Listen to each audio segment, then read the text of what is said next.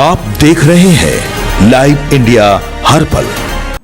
नमस्कार, आप सभी दर्शकों का लाइव इंडिया हर पल में स्वागत है। मैं हूं आपके साथ पूजा दुबे और बात करेंगे यहां पर अमेरिका और ईरान की, जहां पर ईरान और अमेरिका के बीच कुल 14 पॉइंट पर समझौता हुआ है और इसको लेकर के काफी ज्यादा राहत की भी खबर लोगों के लिए सामने आई है, क्योंकि वॉर की वजह से काफी ज्यादा तनाव जो है वो यहाँ देखने को मिल रहा था। बता दें कि अमेरिका और ईरान के बीच लंबे समय से चले आ रहे तनाव को कम करने की दिशा में एक महत्वपूर्ण कदम उठाया गया है। अमेरिकी राष्ट्रपति डोनाल्ड ट्रंप ने बुधवार को यहां पर फ्रांस के राष्ट्रपति से भी मुलाकात की।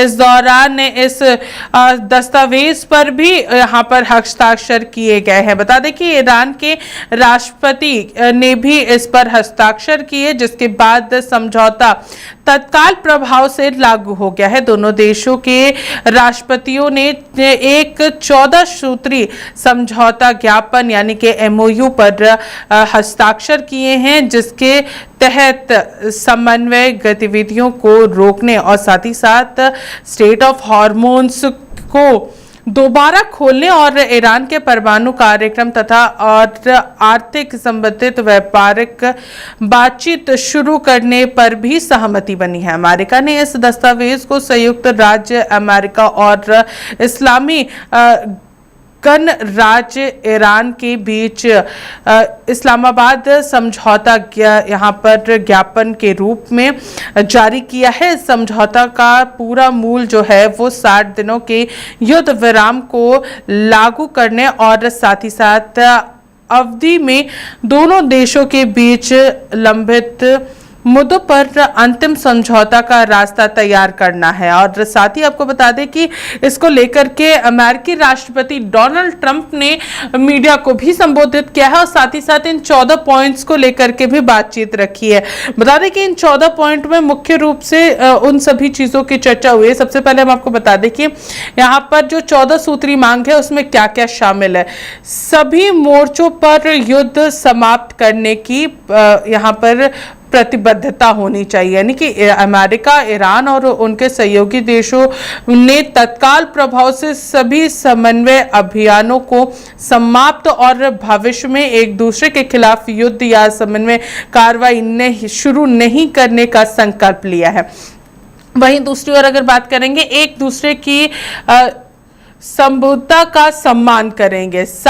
तीसरे की अगर बात करेंगे तो 60 दिनों में अंतिम समझौता का लक्ष्य तय करेंगे। चौथा नंबर ये बताया गया है कि अमेरिका और नौसैनिक नाकेबंदी हटाएगी। स्टेट ऑफ हॉर्मोन्स में मुफ्त और सुरक्षित आवाजाही रहने वाली है। वहीं ईरान के लिए 300 अरब डॉलर की आर्थिक योजना भी दी गई है। साथ ही कई ऐसे मामले हैं जिसको लेकर के सबसे ज्यादा चर्चा हो रही थी और वो था परमाणु कार्यक्रम जो है उस पर भी समझौता हुआ है। और वार्ता के दौरान सभी चीजों पर अपनी बातों को भी रखा गया है। सुनिए डोनाल्ड ट्रंप इन 14 समझौतों को लेकर के क्या कुछ कह रहे हैं। I think they're very smart. I think they're far less radicalized, and I think they're really good. They love their country. You know, you talk about regime change. Nobody will say that, but I guess look. Their one set of leaders is all gone. Their second set of leaders is all gone. Their third set of leaders a little bit gone, but for the most part, and frankly, I think that's regime change. I think they're going to behave much differently. I think they see a different way of life that they were never exposed to. So the one thing I didn't want to see is I didn't want to see economic catastrophe. If you kept this going, that could have happened. But all I know is every time we talked about the possibility of peace, the stock market shot up like a rocket ship. It never went down. They didn't like it. The people, you know, the stock market is more brilliant than anybody there is, including the people on the stage, other than me, of course. Let's see. I don't know. What do you think, Scott? Is the stock market more brilliant than you? No, sir. Oh, that's a terrible statement. All right. The stock market is quite brilliant. And every time we said something amazing, like we're going to settle, it would go up. And every time we said something negative, like, guess what, we're not going to be able to settle, it would go down very big, Peter, right? Very, very big. Tells you something. And you know, I've studied presidents, some good, some bad, some great. Not too many are great, and some really bad. We had one just recently. And the one president I did not want to be was the late, great Herbert Hoover. I didn't want that, and who knows what would have happened. But bad things happen, so the past 2 days have provided a chance to discuss the details of the deal with the closest friends and allies, heads of countries. They were all here, a lot of them, far more than the 7, as you know, a lot of them. And they put out a statement. I think President Macron, who did a great job, by the way, did a really fan, him and Bridget, they did a great job, but they all put out statements saying they love this deal because they want to see it over, and they love the fact that the hormones, don't forget, if we were going to drop bombs, let's say we went another month, another 2-3 months, maybe weeks, could be another 3 months, could be whatever. The other thing, I want to thank China, President Xi. I was with him, and he stayed neutral, totally neutral, and I appreciate it. And I want to thank Vladimir Putin. He was very neutral. They could have made it much more difficult for us. And I want to say it, you know, somebody would say, oh, that's terrible. He's thanking President Xi of China. Well, let me tell you, I had a long talk with him. You know, they have shoulder weapons to knock down airplanes. That it's not like the real deal, but they're accurate. They're fairly accurate. I said, I would really appreciate you're not giving or selling any of that stuff to Iran. And you know what? For the most part, he didn't. So I just want to thank them because they made it a lot better. What do you have left? Got maybe nothing, but you don't have, the strait will never be open because people that own billion-dollar ships, these ships cost $1 billion. They don't like sailing ships or having their ships participate when you go up the coast and you go through the strait and there are rockets flying over your head. They want to protect their $1 billion investment. You wouldn't have oil for maybe years. These are stupid people. But nobody was tougher than me. Nobody hit Soleimani. You know, when I hit Soleimani, people thought that was the biggest thing to happen in the Middle East for 50 years. That was the biggest event. He was the boss of Iran and respected, but he was a mad genius. He was a genius, the father of the roadside bomb. When you see young men, and in some cases women, mostly men, walking around without legs, without arms, with a face that's been blown to smithereens, it's Soleimani, 95%, 96.2 they say or something, 95%. That was Soleimani did it.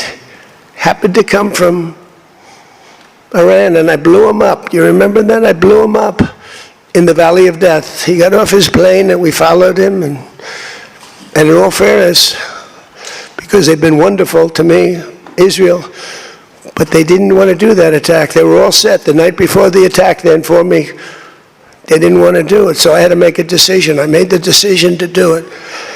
But it was a joint venture, as we say in the real estate business. That was a joint venture between Israel and us. We studied it for a month. We knew what plane he was going to be on almost a month before. He only traveled on commercial airliners, big ones with lots of people, because he knew we wouldn't shoot him down. He's very smart. But we knew he was going to be on that plane. We followed him, and then Israel informed me that they won't do it. And I had to make a decision. I had some very good generals, and not the ones you see on television, very good. And I want to thank also Pete Hegseth and General Raisin Kane, who's phenomenal. Okay, these guys are phenomenal. They can't be better. But I had some good generals, and I said to him, well, if Israel's not going to do it, we're all prepared. Do we do it? Do you like doing it or not? He said, sir, if you want to do it, we can do it. How well? We'll do it just as well or better. We can do it ourselves. We don't need anybody. So we took out Soleimani. One of the biggest events to happen the Middle East, maybe ever, but they say 50 years, they say 100 years. I was with the Prime Minister of Pakistan. He said it's maybe the biggest event that has ever taken place. Nobody could believe it. Thank you. That's a lot of press. That's good. We had a great event. This was something very special. And I want to thank President Macron and Bridget, his really lovely wife, fantastic person, for welcoming us to France for an extremely successful G7 summit. I would say it's one of the most successful. And this meeting could not have come at a better time. On Sunday, we reached an agreement with Iran that achieves everything we set out to accomplish, everything and much more. Ending the current conflict, reopening the Strait of Hormuz, and preventing Iran from ever obtaining a nuclear weapon. That's what it was all about. Actually, the opposite. They felt they were very dangerous. They were very relieved because they could get hit too. They were very relieved. No, we never discussed that. No, it would be the opposite. They broke the law. They killed thousands of people. They killed thousands of our soldiers and hundreds of thousands of people. That was about 99%. Iran cannot have a nuclear weapon. They can't develop it, buy it. They can never have a nuclear weapon. At the same time, with this announcement, or close to it, as people started to think it was going to happen when Iran was making some very positive statements, the stock market has surged to record highs, picking up thousands of points over the last short period of time, thousands of points. And oil is dropping like it has never dropped before, at levels that went in numbers, down $7, down $8. They've never seen anything like that. But if we didn't do this deal, we could have dropped more bombs for another 3 weeks, 2 weeks, 4 weeks, 2 years. You would never have the Hormuz Strait open. You would never have success. Your market would have, instead of going up at levels that nobody's ever seen before, would go down at levels that nobody ever saw before, maybe except for 1929 or whatever. And you know, all the tough guys don't realize that this wasn't a 3-month deal. This was years in the making. You know why? Because I was the one that killed General Soleimani. And if I didn't kill General Soleimani, we probably wouldn't be talking right now about this deal, because he was a mad genius. They never were able to replace him. But a lot of people forget that. The tough guys, you know, the tough guys that would drive the country right down the tubes. The past 2 days have provided a chance to discuss the details of this historic agreement with many of our closest friends and allies, including the G7 nations and many presidents and prime ministers. As you saw, Prime Minister Modi was here. We had a long talk. He's a great guy. They are thrilled that we made a deal, every one of them. There's not one nation that came to us and said, please, sir, keep dropping bombs on them. Please keep dropping bombs. The stupid people say that. But I'm thrilled to report, and by the way, those last 2 days were brutal. $200 million worth of bombs. And, you know, it is expensive too, by the way, aside from everything else. And they knew I was coming for a third night. We informed them we're coming for a third night. They didn't have their Navy, it's sunk. They didn't have their Air Force, it's gone, not one plane. They didn't have anti-aircraft equipment, so we got free reign. They didn't have their leaders. But they have a new group of leaders that I think is, actually I think they're smarter. That means oil prices are going to come down. You know, if you make donuts, you have a heating, you have a stove, and you have to buy the heat. You need the gas or the electricity or whatever you're using, and when oil prices come down, oil is the biggest thing. Oil is, you get oil prices coming down, and they're going to come down, and we're hitting into 3s now for gasoline, and that'll come down a lot lower. So I was in Iowa just before this started, and I was saying to myself, I can't believe we're doing so well, but I have to go, and we have to put out this fire in Iran because I don't want them using a nuclear weapon. They would have used a nuclear weapon. 100% they would have used it. The only question is, was it going to be that day or that week? They would have used a nuclear weapon. They were on the way, and I said, we're going to have to put out the fire. And I said, you know, oil prices, so gasoline, we passed 2 gas stations in Iowa, made a speech up there. The people are great. I won it by so much. And I love the people, farmers. And we passed 2 gas stations. One was $1.85, one was $1.91. Now, that's Iowa. But it was, I mean, California has all those crazy taxes that they put on, California taxes. But the oil was down to $2 to, I'd say, between $2 and $2.50, and it was heading down further, and we were going to have a great run. We took a little journey down to a place called the Islamic Republic of Iran, and we bombed the hell out of them, and now they can never have a nuclear weapon. Now, we had a disturbance, but I must say it was much less than anybody thought. The oil never went to $350 a barrel. It went to $115, $120. The oil never went anywhere near that. And the other thing, I thought the stock market would go down 25 or 30%. The stock market a week ago, before we started this, was higher than it was when we started, which tells you that we have a very resilient economy. We have the strongest economy we've ever had. Now, the word affordability is a fake word made up by the Democrats. Here's where it's fake.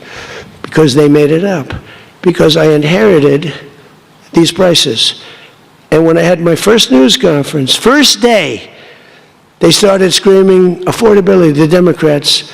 Affordability, affordability, they're screaming.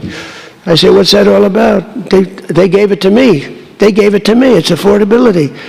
And they used that word to a fare thee well.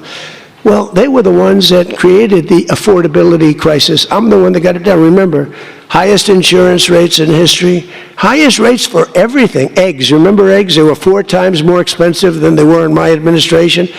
And I got it down, Peter, very quickly. Our secretary did a good job of agriculture. Brooke, she did a great job. You'll see that when you see the agreement, but it's appropriate that we release the agreement. And we did send a copy to Israel, by the way. They've been a good partner.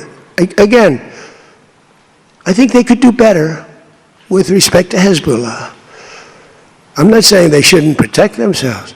I'm saying when 2 drones are shot into the desert and drop harmlessly, you don't have to knock down buildings in Beirut.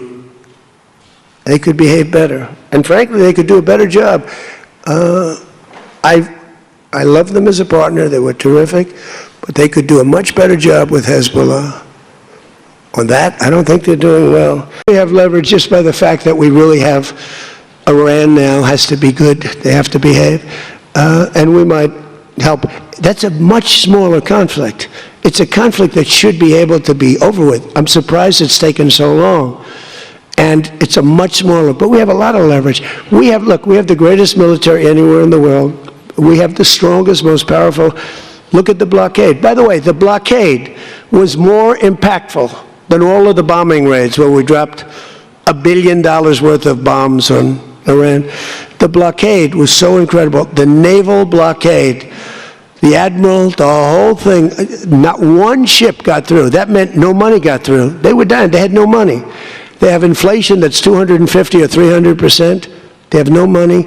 We have tremendous leverage. We have the leverage of the economy as an example. We'll get that done. That's a small one, and we'll work with Israel and get it done. But I'd like to do it. I mean, you have people living there.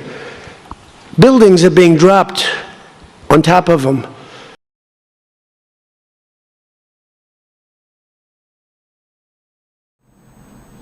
तो देखिए यहाँ पर 14 सूत्री जो पूरी मांग थी, जो MOU हुआ है, उसमें यहाँ पर काफ़ी ज़्यादा आराम जो है, काफ़ी सारी चीज़ों को लेकर के चर्चा हुई है और 60 दिनों में अंतिम जो समझौता है वो कर लेना है। और परमाणु जो ईरान लगातार डिमांड कर रहा था उसको लेकर के भी यहाँ पर समझौता हुआ है।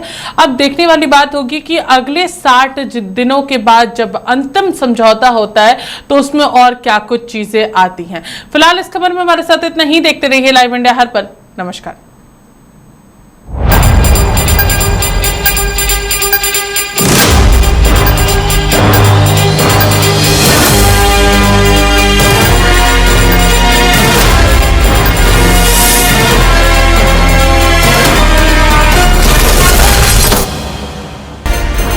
देख रहे हैं लाइव इंडिया हर पल।